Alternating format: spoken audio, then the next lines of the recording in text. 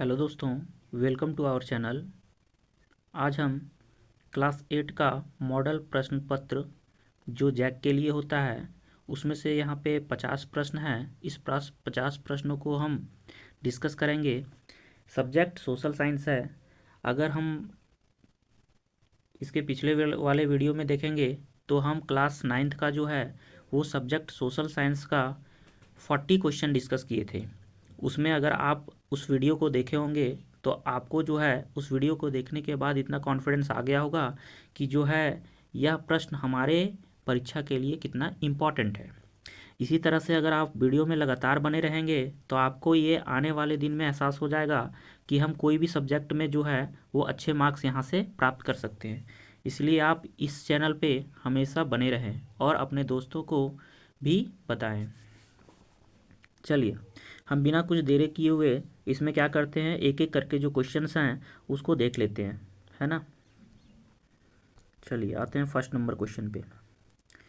लिखा हुआ first number question, Bharat के पहले गवर्नर जनरल कौन थे।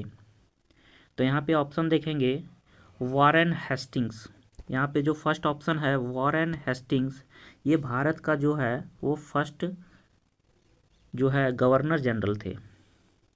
चलिए question number next, question number जो 2 है यहाँ पे लिखा हुआ है, लॉर्ड क्लाइव ने भारत का मानचित्र तैयार करने की जिम्मेदारी किसे सौंपी थी। यहाँ पे लिखा हुआ है, लॉर्ड क्लाइव ने भारत का मानचित्र तैयार करने की जिम्मेदारी किसे सौंपी थी। तो यहाँ पे ऑप्शन नंबर सी में है लॉर्ड कॉर्नवालिस। यहाँ पे ऑप्शन नंबर सी जो है वो लिखा हुआ है Lord Cornwallis. Option number C होगा लॉर्ड कॉर्नवालिस। चलिए आते हैं हम अगले क्वेश्चन की तरफ। यहाँ पे जो अगला क्वेश्चन है लिखा है, राज्य हड़प नीति किसने शुरू की थी। तीसरा नंबर क्वेश्चन है, राज्य हड़प नीति किसने शुरू की थी। तो ऑप्शन नंबर जो बी है लॉर्ड डलहौजी। लॉर्ड डलहौजी जो है वही जो है वो क्या किए थे, राज्य हड़प नीति जो है वो शुरू किए थे। चलिए इसके बाद जो है वो हम आते हैं अगले क्वेश्चन, क्वेश्चन नंबर 4 की तरफ। क्वेश्चन नंबर 4 जो होगा वो देखते हैं क्या क्वेश्चन है।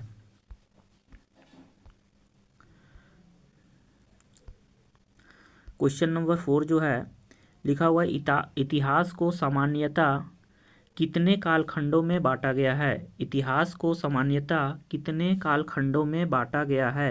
तो ऑप्शन नंबर डी देखेंगे, यहाँ पे दिया हुआ है 3 कालखंडों में बांटा गया है, ठीक है ना। चलिए आते हैं फिर नेक्स्ट क्वेश्चन की तरफ। क्वेश्चन नंबर नेक्स्ट जो है वो लिखा हुआ है, फोर्ट विलियम किला किस शहर में बनाया गया था। फोर्ट विलियम किला किस शहर में बनाया गया था।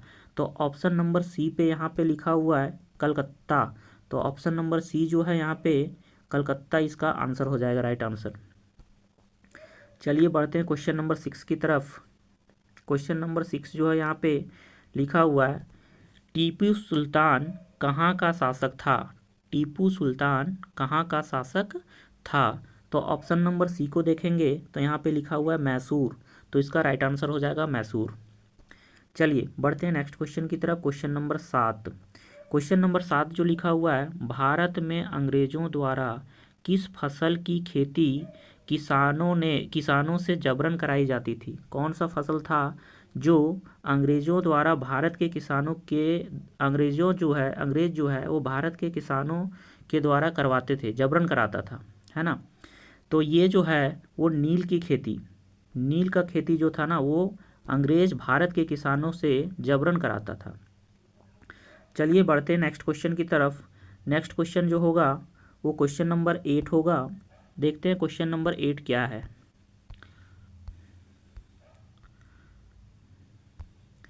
लिखा हुआ है क्या नेक्स्ट क्वेश्चन 8 नंबर, कोल विद्रोह कब हुआ था। तो कोल विद्रोह जो है वो कोल विद्रोह जो ऑप्शन नंबर ए में दिया हुआ है 1831 से लेकर 1832, तो ये ऑप्शन राइट हो जाएगा, राइट आंसर ये हो जाएगा, ठीक है ना। बढ़ते हैं नेक्स्ट क्वेश्चन की तरफ। क्वेश्चन नंबर 9, भारत में पहली सूती कपड़ा मिल कहाँ स्थापित हुई। भारत में पहली सूती कपड़ा मिल कहाँ स्थापित हुई।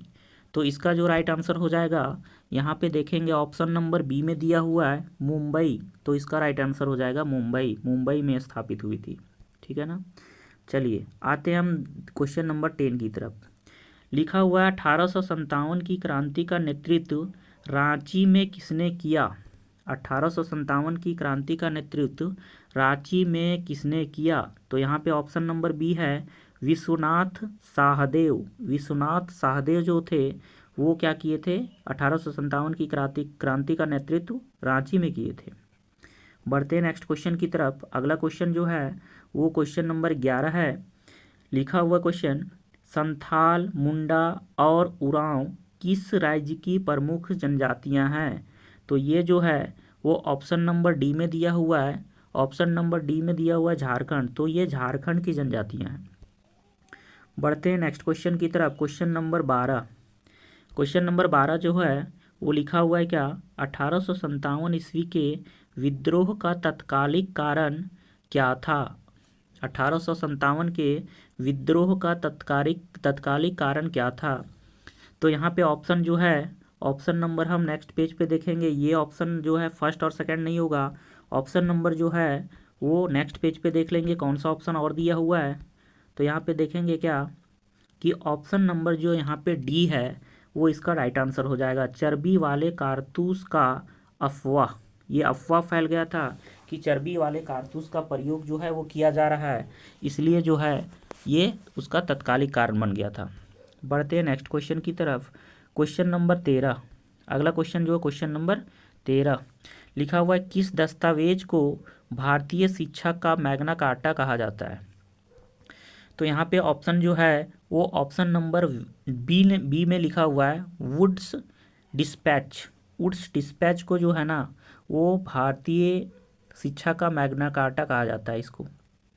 चलिए बढ़ते हैं नेक्स्ट क्वेश्चन की तरफ। Question number 14।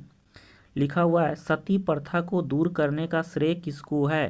तो यहाँ पे देखेंगे सती प्रथा को दूर करने का जो श्रेय है वो लॉर्ड विलियम वेंटिंग, लॉर्ड विलियम वेंटिक जो लिखा हुआ है ये ऑप्शन हो जाएगा, ऑप्शन नंबर डी।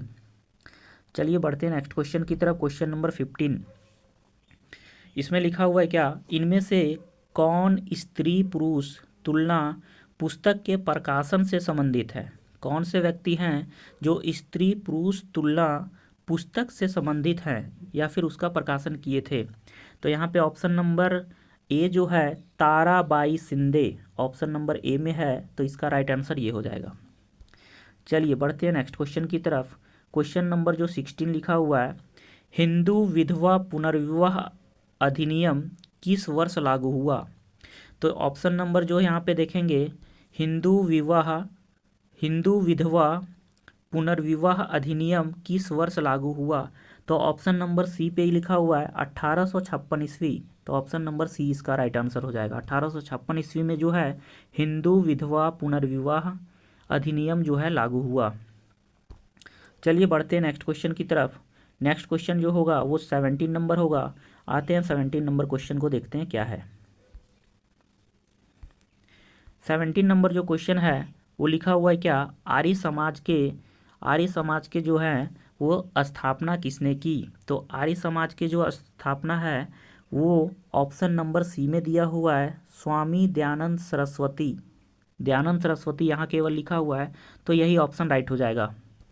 चलिए बढ़ते हैं हम नेक्स्ट क्वेश्चन की तरफ।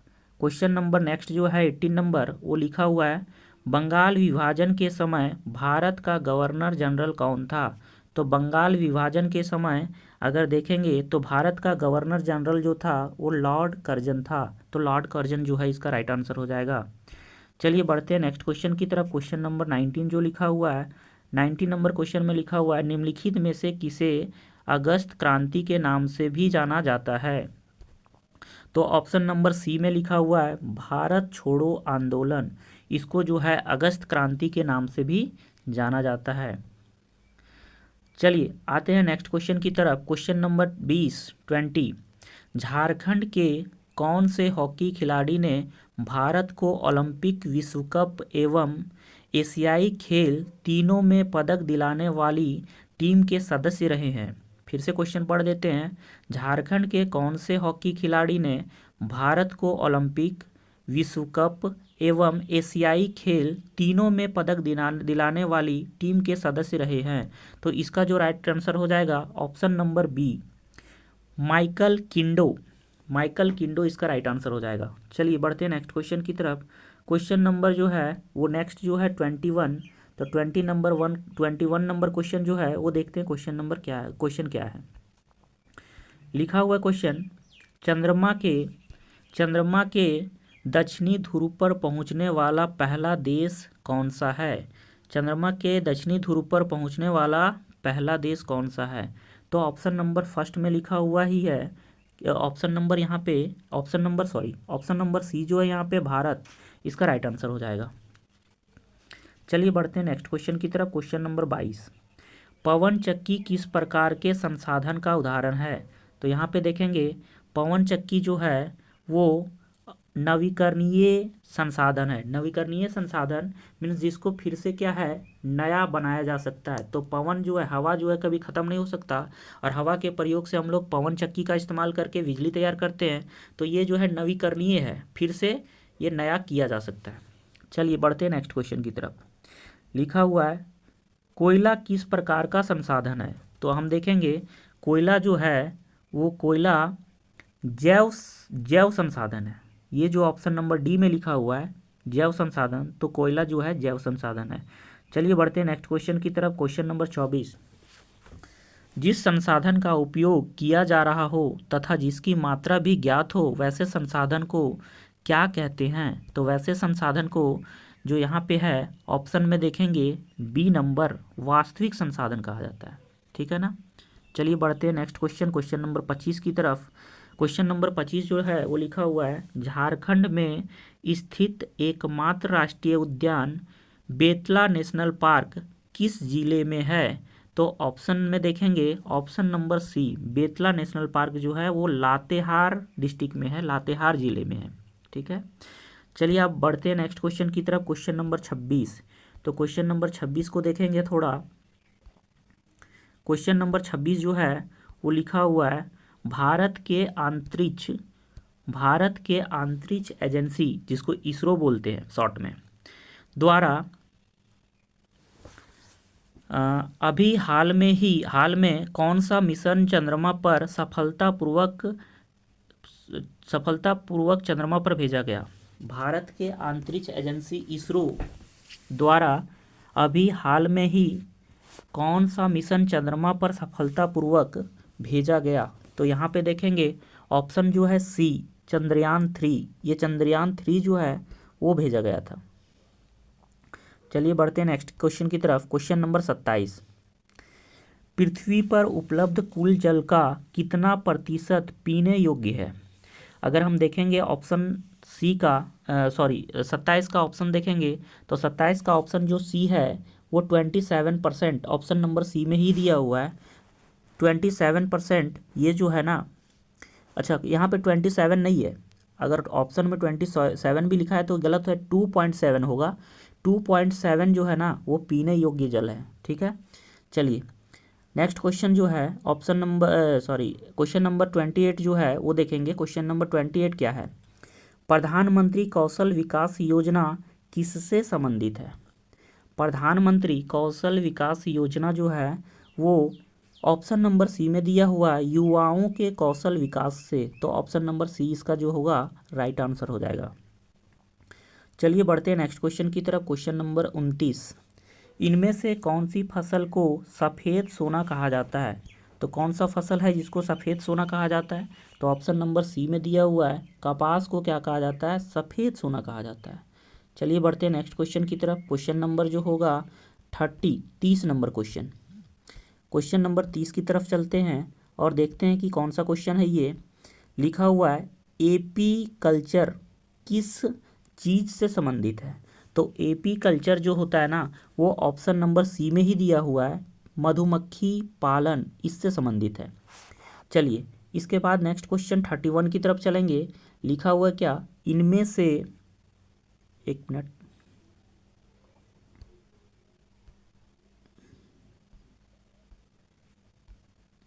थोड़ा सा वेट कीजिएगा।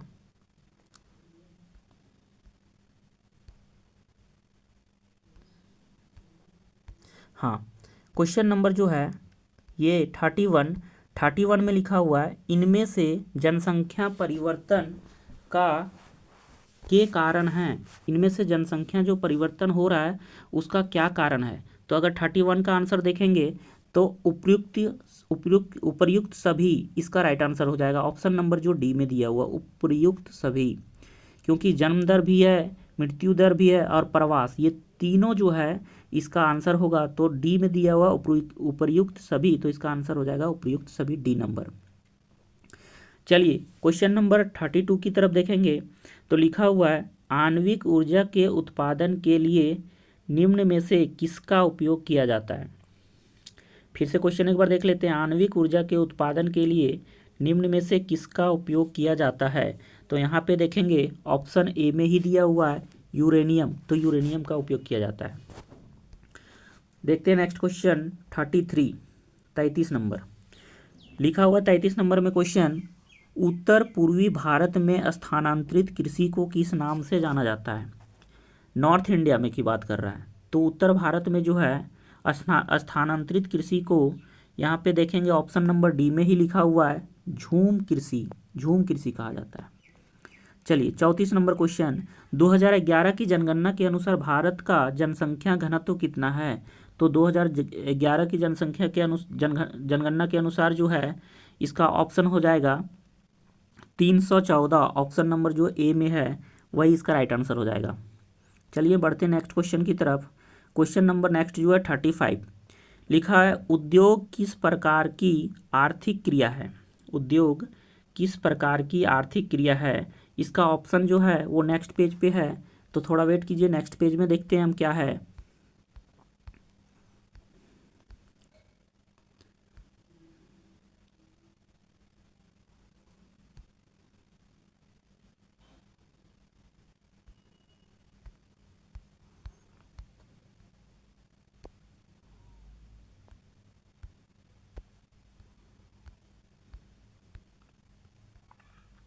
हाँ, इसमें ऑप्शन जो दिया हुआ है वो प्राथमिक है कि द्वितीय है कि यहाँ पे तृतीयक है कि चतुर्थक है। तो इसमें जो होगा इसका राइट आंसर वो हो जाएगा ऑप्शन नंबर बी द्वितीयक। ऑप्शन नंबर बी में द्वितीयक है, तो द्वितीयक वाला आंसर हो जाएगा। चलिए बढ़ते हैं नेक्स्ट क्वेश्चन की तरफ। क्वेश्चन नंबर 36, भारत एक संप्रभु राष्ट्र कब बना। भारत एक संप्रभु राष्ट्र कब बना, तो इसका जो आंसर हो जाएगा ऑप्शन नंबर बी में दिया हुआ है 26 जनवरी 1950, ये इसका राइट आंसर हो जाएगा। चलिए बढ़ते हैं नेक्स्ट क्वेश्चन की तरफ। क्वेश्चन नंबर 37 37 नंबर क्वेश्चन, संविधान द्वारा प्रदत्त मौलिक अधिकारों की संख्या कितनी है। 37 नंबर में क्वेश्चन है, उसका राइट आंसर हो जाएगा option number B. Option number B जो है वो 6 दिया हुआ है, तो 6 इसका राइट आंसर हो जाएगा। चलिए बढ़ते हैं नेक्स्ट क्वेश्चन की तरफ। क्वेश्चन नंबर 37, आज़ादी के बाद भारत ने किस तरह की शासन पद्धति को अपनाया। अगर हम देखेंगे इस क्वेश्चन का आंसर जो हो जाएगा ऑप्शन नंबर बी में ही लिखा हुआ है संसदीय शासन, तो ये आंसर हो जाएगा। आज़ादी के बाद भारत ने किस तरह की शासन पद्धति को अपनाया, तो संसदीय शासन व्यवस्था को ये अपनाया। चलिए बढ़ते हैं नेक्स्ट क्वेश्चन की तरफ। क्वेश्चन नंबर 39 29 नंबर क्वेश्चन, भारतीय संविधान धर्म को लेकर कैसा है। तो भारतीय संविधान जो है वो धर्म को लेकर धर्मनिरपेक्ष है। ऑप्शन नंबर ए इसका आंसर हो जाएगा। चलिए बढ़ते हैं नेक्स्ट क्वेश्चन की तरफ। भारत की प्रथम महिला प्रधानमंत्री कौन थी। तो भारत की जो महिला प्रधानमंत्री थी option number D Indira Gandhi. Indira Gandhi जो है भारत की प्रथम महिला प्रधानमंत्री थी। चलिए बढ़ते हैं नेक्स्ट क्वेश्चन की तरफ। क्वेश्चन नंबर 10 नहीं, इसके बाद जो क्वेश्चन है क्वेश्चन नंबर 41, ये मेरा पेज नंबर 10 था। क्वेश्चन नंबर 41, सरकार को जन सुविधाओं के लिए पैसा कहाँ से आता है। यहाँ पे लिखा हुआ है सरकार को जन सुविधाओं के लिए पैसा जो है वो कहाँ से आता है। तो यहाँ पे ऑप्शन ए में दिया हुआ है टैक्स से या फिर कर से जिसको बोलते हैं, है ना।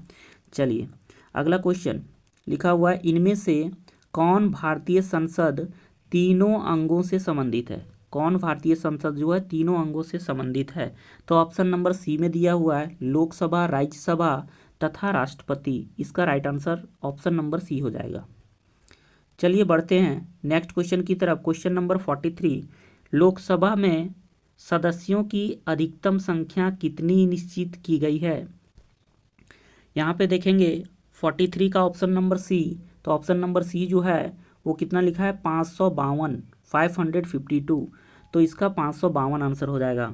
चलिए बढ़ते हैं नेक्स्ट क्वेश्चन की तरफ। क्वेश्चन नंबर 44, भारतीय संविधान के किस अनुच्छेद द्वारा अस्पृश्यता का उन्मूलन किया गया है। ऑप्शन नंबर अगर इसका देखेंगे तो यहाँ पे ए में ही लिखा हुआ है 17, तो 17वीं अनुच्छेद के द्वारा भारतीय संविधान में अस्पृश्यता का उन्मूलन किया गया, मीन्स छुआछूत को जो है वो समाप्त किया गया है। चलिए बढ़ते हैं नेक्स्ट क्वेश्चन की तरफ। क्वेश्चन नंबर जो है वो 45 नंबर जो क्वेश्चन है उसको देखते हैं। लिखा हुआ है कौन सी योजना गरीब महिलाओं को निःशुल्क एलपीजी गैस कनेक्शन उपलब्ध कराने से संबंधित है। तो कौन सी योजना है, तो यह योजना जो है यहाँ पे लिखा हुआ है ऑप्शन नंबर जो है डी में दिया हुआ है प्रधानमंत्री उज्ज्वला योजना, तो ये आंसर हो जाएगा इसका राइट आंसर। देश में उच्च न्यायालयों की कुल संख्या कितनी है। देश में कुल कितने उच्च न्यायालय हैं। उच्च न्यायालय को हाई कोर्ट्स बोलते हैं। हाई कोर्ट कितने हैं, तो यहाँ पे हाई कोर्ट जो है वो यहाँ पे ऑप्शन नंबर ए में ही दिया हुआ है 24, इसका आंसर हो जाएगा। चलिए बढ़ते हैं नेक्स्ट क्वेश्चन की तरफ। लिखा है FIR का फुल फॉर्म क्या होता है। तो FIR का जो फुल फॉर्म होता है यहाँ पे ऑप्शन में दिया हुआ है ए में ही फर्स्ट इंफॉर्मेशन रिपोर्ट, ये फर्स्ट इंफॉर्मेशन रिपोर्ट होता है, ठीक है ना। चलिए बढ़ते हैं नेक्स्ट क्वेश्चन की तरफ। क्वेश्चन नंबर जो है वो 48 क्वेश्चन की तरफ चलते हैं। लिखा हुआ है 48 नंबर क्वेश्चन, वैसे समुदाय जो गरीबी अशिक्षित के कारण विकास में पीछे छूट जाते हैं। वैसे समुदाय जो गरीबी अशिक्षा के कारण विकास में पीछे छूट जाते हैं, ऐसे समुदाय के लिए कौन सा शब्द प्रयुक्त किया जाता है। तो यहाँ पे ऑप्शन देखेंगे तो ऑप्शन में ही लिखा हुआ है बी नंबर ऑप्शन हाशियाकरण, तो इसका जो आंसर हो जाएगा वो हो जाएगा ऑप्शन नंबर बी। चलिए बढ़ते हैं नेक्स्ट क्वेश्चन की तरफ। Question number 49 number second last question की तरफ हम लोग पहुँच गए हैं। भारत में बच्चों से संबंधित समस्याओं की शिकायत के लिए एक हेल्पलाइन नंबर शुरू किया गया है। इस चाइल्ड हेल्पलाइन नंबर क्या है, मतलब इसके जो चाइल्ड हेल्पलाइन नंबर है वो नंबर क्या है ये पूछ रहा है। तो नंबर जो है ना ऑप्शन नंबर सी में देखेंगे 1098, इसका जो होगा right answer option number C में दिया हुआ है, तो ये आंसर हो जाएगा। चलिए नेक्स्ट क्वेश्चन, और ये आखिरी क्वेश्चन है आज के सेट का, और ये लास्ट क्वेश्चन देख लेते हैं पहले। विश्व तंबाकू निषेध दिवस किस तिथि को मनाया जाता है। तो विश्व तंबाकू निषेध दिवस ये ऑप्शन नंबर बी में ही दिया हुआ है 31 मई, मीन्स 31 मई को जो है ना वो विश्व तंबाकू निषेध दिवस जो है वो मनाया जाता है। दोस्तों अगर आप इस वीडियो को शुरू से अंत तक देखेंगे तो आपको ये पता चल जाएगा कि बहुत सारे क्वेश्चंस को आप जो नहीं जानते थे उसका कंसेप्ट भी क्लियर हो गया और उसका आंसर आप जान गए। और यह क्वेश्चन जो है वो एग्ज़ाम की दृष्टि से बहुत ही इम्पॉर्टेंट है, और मैं वादा दिलाता हूँ कि इस तरह से अगर आप अब डेली वीडियो में हमारे बने रहेंगे तो आने वाले दिन में आपका जो स्कोर होगा वो बहुत ही बेस्ट होगा। मतलब आप जो है वो 100% जो है वो मार्क्स ला पाएंगे और अपना रिजल्ट जो है अच्छा सुनिश्चित कर सकेंगे। दोस्तों इसके लिए जो है बस आपके पास एक शर्त है कि आप जो है इस वीडियो को लाइक करें, शेयर करें, सब्सक्राइब करें और अपने दोस्तों को जो है वो भी जोड़ें, बताएं कि इसमें जो है वो अच्छे से कंटेंट दिया जाता है, अच्छे से जो है वो एनालिसिस होता है, डिस्कशन होता है, जिसके माध्यम से जो है वो आप अच्छा जानकारी प्राप्त कर सकते हैं। थैंक यू दोस्तों, इस तरह से आप वीडियो में बने रहेंगे। धन्यवाद।